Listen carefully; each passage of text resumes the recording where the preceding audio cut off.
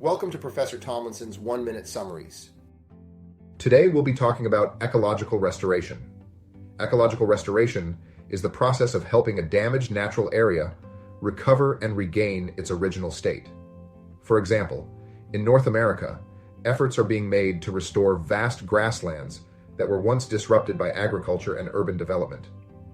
The primary causes driving ecological restoration include the desire to reverse environmental damage caused by human activities, such as deforestation, pollution, and habitat destruction. This practice involves various components, including the reintroduction of native species, removal of invasive species, and rebuilding of natural habitats. Ecological restoration improves biodiversity, enhances the ecosystem's resilience to climate change, and supports the well-being of local communities by providing cleaner air and water and stabilizing the climate. Thanks for watching. If there are any other topics you'd like me to cover, please comment below.